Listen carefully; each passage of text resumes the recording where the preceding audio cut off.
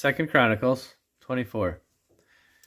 Joash was 7 years old when he began to reign, and he reigned 40 years in Jerusalem. His mother's name also was Zebiah of Beersheba. And Joash did that which was right in the sight of the Lord all the days of Jehoiada the priest. And Jehoiada took for him 2 wives, and he begat sons and daughters. And it came to pass after this, that Joash was minded to repair the house of the Lord. And he gathered together the priests and the Levites, and said to them, Go out unto the cities of Judah, and gather of all Israel money to repair the house of your God from year to year, and see that ye hasten the matter. Howbeit the Levites hastened it not. And the king called for Jehoiada the chief, and said unto him, Why hast thou not required of the Levites to bring in out of Judah and out of Jerusalem the collection, according to the commandment of Moses, the servant of the Lord, and of the congregation of Israel for the tabernacle of witness? For the sons of Athaliah, that wicked woman, had broken up the house of God, and also all the dedicated things of the house of the Lord did they bestow upon Balaam. And at the king's commandment, they made a chest and set it without at the gate of the house of the Lord. And they made a proclamation through Judah and Jerusalem to bring into the Lord the collection that Moses the servant of God laid upon Israel in the wilderness. And all the princes and all the people rejoiced, and brought in and cast into the chest until they had made an end. Now it came to pass that at what time the chest was brought unto the king's office by the hand of the Levites, and when they saw that there was much money, the king's scribe and the high priest's officer came and emptied the chest and took it and carried it to his place again. Thus they did day by day, and gathered money in abundance. And the king and Jehoiada gave it to such as did the work of the service of the house of the Lord, and hired masons and carpenters to repair the house of the Lord, and also such as wrought iron and brass to mend the house of the Lord.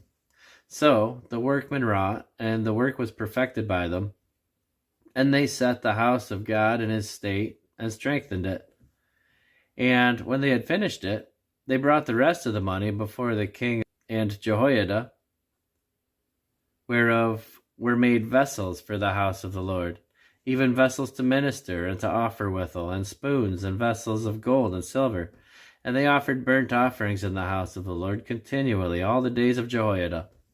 But Jehoiada waxed old, and was full of days when he died, 130 years old was he when he died.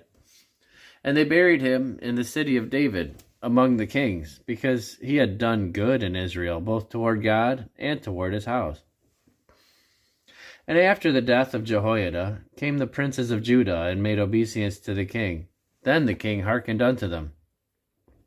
And they left the house of the Lord God of their fathers, and served groves and idols. And wrath came upon Judah and Jerusalem for their trespass. Yet he sent prophets to them, to bring them again unto the Lord. And they testified against them, but they would not give ear. And the Spirit of God came upon Zechariah the son of Jehoiada the priest, which stood above the people, and said unto them, Thus saith God, Why transgress ye the commandments of the Lord, that ye cannot prosper? Because ye have forsaken the Lord, he hath also forsaken you.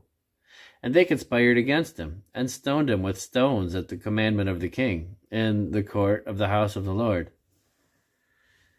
Thus Joash the king remembered not the kindness which Jehoiada his father had done to him, but slew his son. And when he died, he said, The Lord look upon it, and require it. And it came to pass, at the end of the year, that the host of Syria came up against him, and they came to Judah and Jerusalem, and destroyed all the princes of the people from among the people, and sent all the spoil of them unto the king of Damascus. For the army of the Syrians came with a small company of men, and the Lord delivered a very great host into their hand, because they had forsaken the Lord God of their fathers. So they executed judgment against Joash. And when they were departed from him, for they left him in great diseases, his own servants conspired against him for the blood of the sons of Jehoiada the priest, and slew him on his bed.